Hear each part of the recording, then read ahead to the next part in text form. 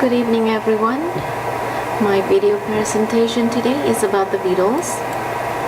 The reason I picked out the Beatles is because when I was a teenager I wasn't allowed to listen to the Beatles or to this kind of music because my parents believed that they have a bad influence to our generation.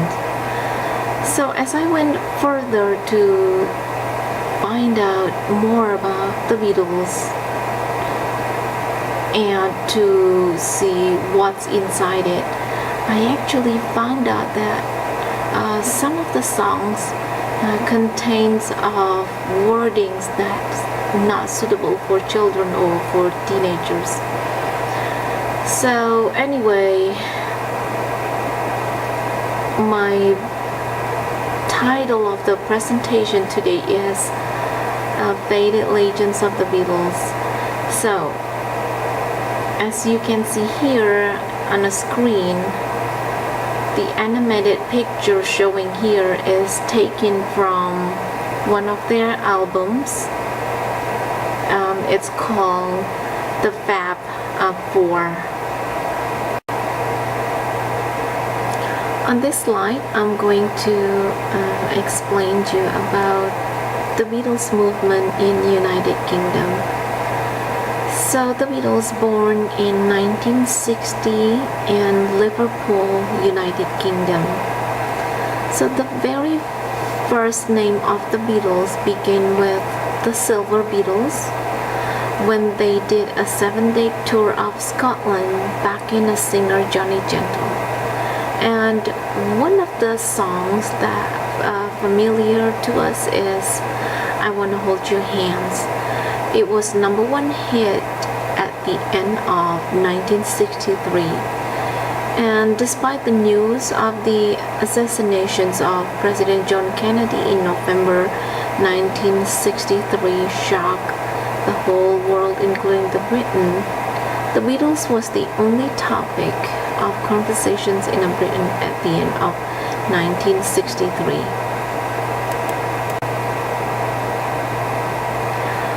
What about the Beatles movement in the United States? In United States, the Beatles started in February 1964.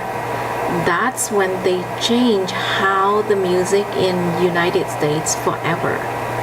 So there was a man named Ed Sullivan. He invited the Beatles to appear on his show. So more than 73 million viewers watched on the Ed Sullivan Show and even recorded as the largest TV audience ever. So let's take a look at this slide. As you can see, people gather with the signs basically telling, Jesus love you, God save you, God save the Beatles, regardless what you said. So in the midst of their fame, John Lennon made a statement that created a sentiment amongst the community, especially Christian community. So he stated that they're more famous than Jesus and they don't know which will go first, rock and roll or Christianity. So previously on our class we have discussed about the consequences of our mouth, and death and life depends on our mouth. So on further slide I will discuss about what is the result of the statement that John had made. God speaks crystal clear to us about humility. He even set a good example to us by dying on a cross for us. He said to humble ourselves under His mighty hands and He will exalt us on His time. I guess John missed this point. He instead exalted himself against God, and God was not pleased by that. And as a result of what he stated, his life was cut short by a gunman just after he heard a very good news that his record had gone gold.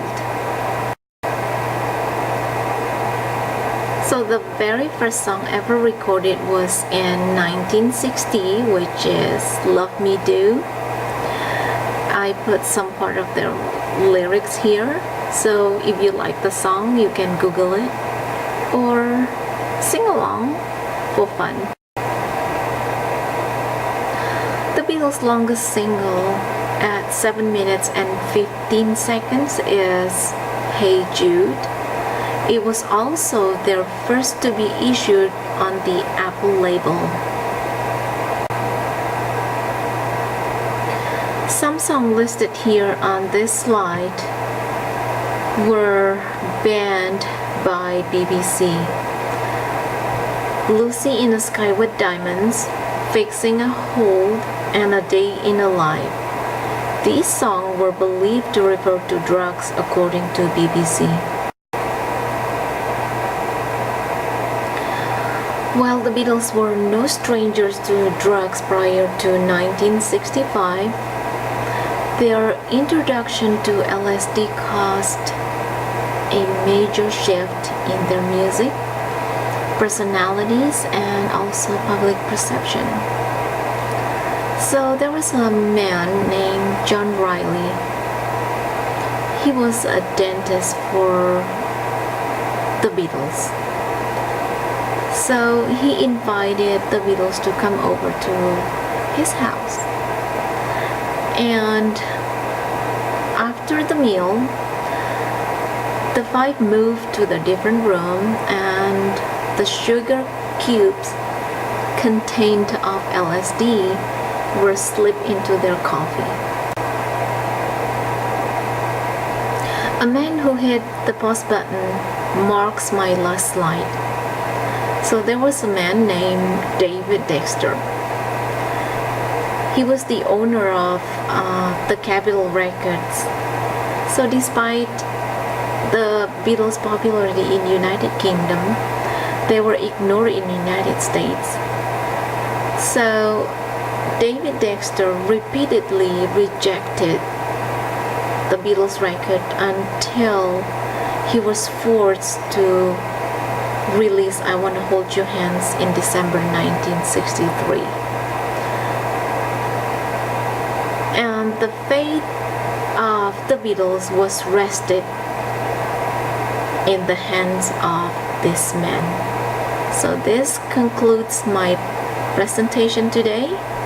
Thank you for watching, and you have a wonderful day today.